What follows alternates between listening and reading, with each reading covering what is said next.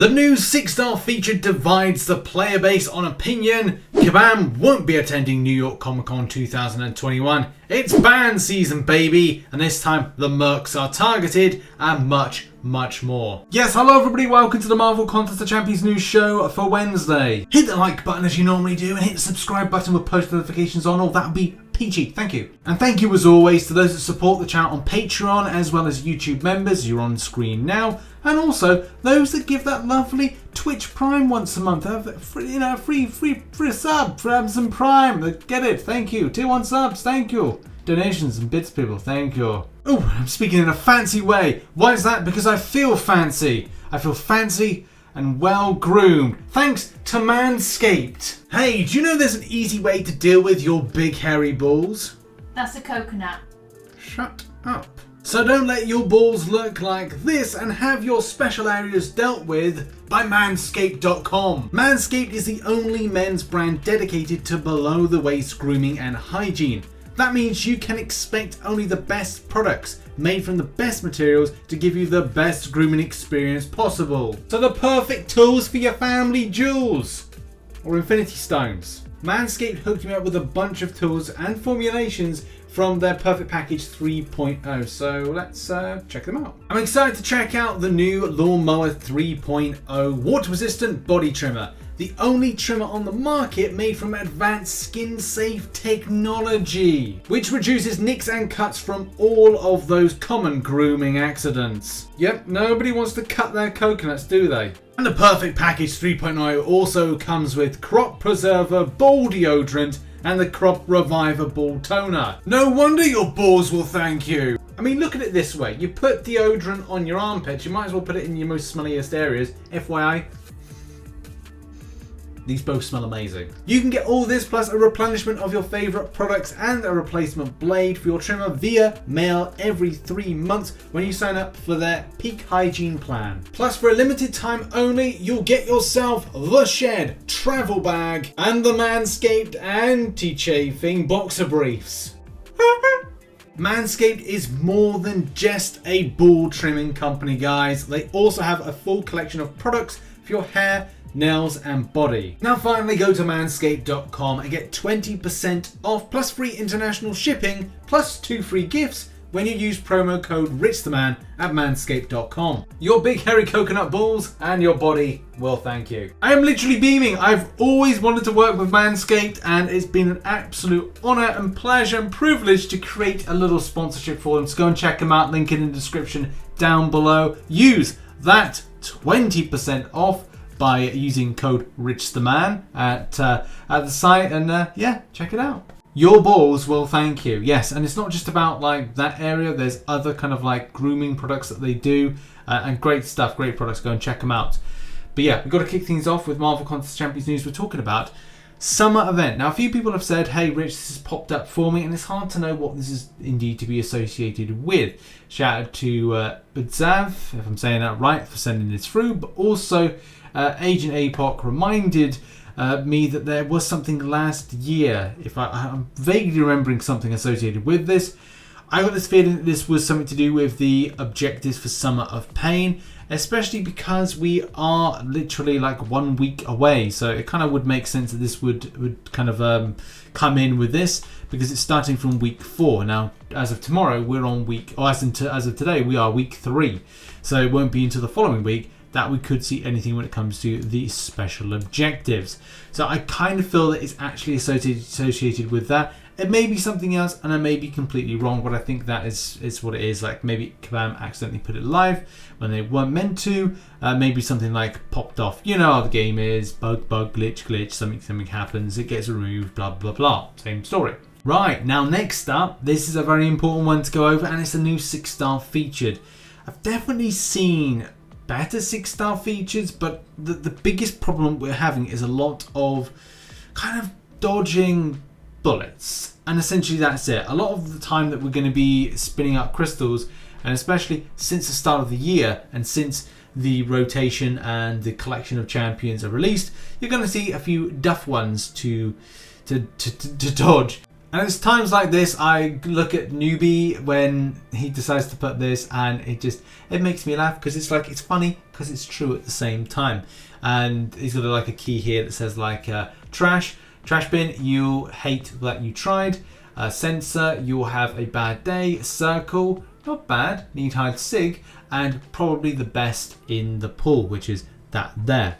Next up, at New York Comic Con 2021. As a lot of you know, the way the world is at the moment with the global pandemic is that we're still really not out of this particular situation, and any kind of like travel is somewhat of an issue.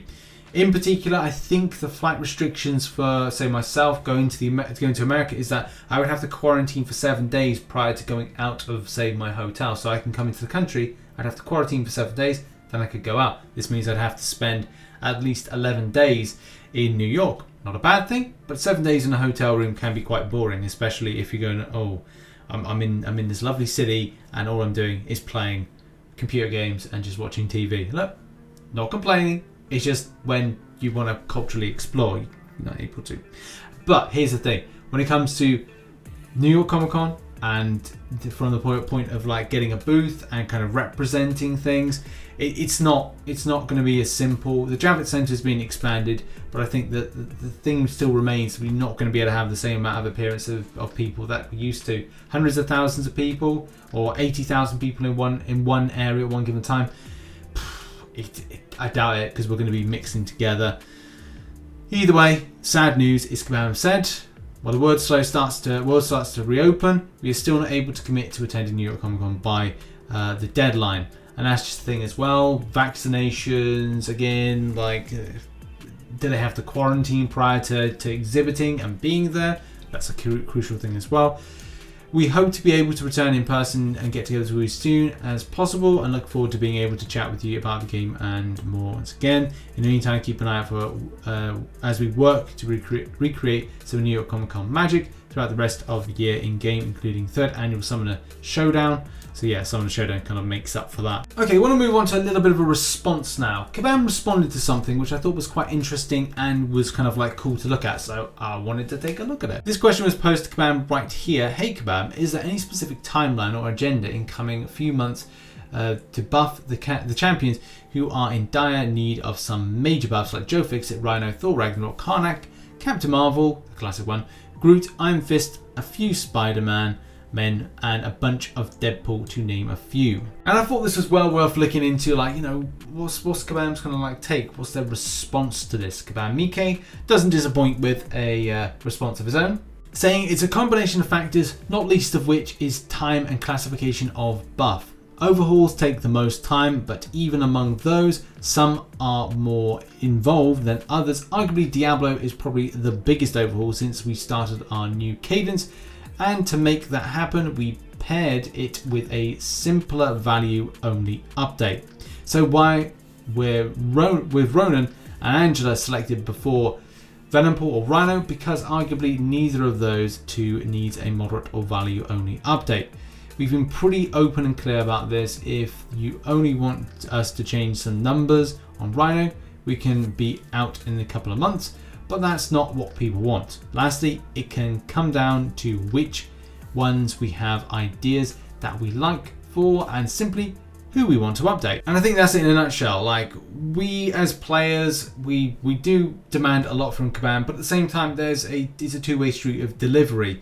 The current shift, the meta, the cadence, whatever it is, it's very different to what it was. Taking a champion from 2014 and pairing it and taking it up against something that's from 2021 is a very different scenario. And taking some of those older champions and bringing them to the new is something of a priority. And that's just saying, like, okay, well, here's the thing. 2014 to 2015 champions are used for this content. 2016 to 2020 are used for this content. And it's just not a narrative that this game is meant to represent. It's very interesting to learn this, but at the same time, pace is something of an importance, especially being nearly 7 years down the rabbit hole with this game and expecting to see a little bit more when it comes to the breadth of the roster, which is something that Kabam say is a pivotal thing. You have to, at some point, use the breadth of your roster. But you're arguably not going to use something like Deadpool X-Force your Rhino in particular, Venompool and various others. But I can imagine that maybe Kabam, when they built it back in 2015, didn't really think about things that they'd have to develop on and improve, because they've added in things like slow debuff, node interactions, ability accuracy reduction, ability accuracy defense reduction, all these kind of things that require a more intrinsic development process. So yes, it's kind of a sort of falling on your own sword type scenario as well at the same time, but it's interesting to learn about their process and how they come to that point. Okay, now we've got to talk about a sticky situation. The sticky situation is the Merc community, and in particular the bans that have come out as a result. Now, I'm not in a business to be naming names. I never really kind of wanted it too much to be this channel covering things, and especially with like the news shows like drama. But I will stick it to like facts and information. A lot of the people, a lot of the YouTubers and Mercs being named, some of them had a hand in the whole kind of unit scam, which, if some of their followers remember, was not exactly a pleasant thing. That unit scam led to a lot of negative units and a lot of pain and a lot of suffering for a lot of those players. Some learnt about what they were doing and decided, hey, you know, I've had enough of this. I'm going to be, you know, moving on from following you and definitely kind of looking at you a very different way. And I'm sure the answer to a lot of this kind of stuff, like why they kind of went down that route, is going to be something like, well, you know, the money's not too good where we live in the world, and that's, you know, I get it, it's a problem, but at the same time, the unscrupulous means to obtain wealth and money, and even some of the wealth that's being boasted around from the merking services, it's just not cool, regardless if you think it's fair and unfair people that are doing it. This whole kind of situation came to a head when the people in particular were getting banned. This is the thing, Kabam will find out eventually, and if you think that you're not going to be found out about, you will be. And the biggest thing is like, well, will there be multiple accounts made, more accounts made in the future and stuff in order to kind of like do this particular stuff? And it's like, well, more than likely yes. This is a repeatable thing. Merking services is just going to be something on repetition. It happens in a lot of games. If people are surprised with this stuff, it was happening in World of Warcraft back in early 2000s. So, and it's been like this for a long time. Very big business in certain types of countries as well.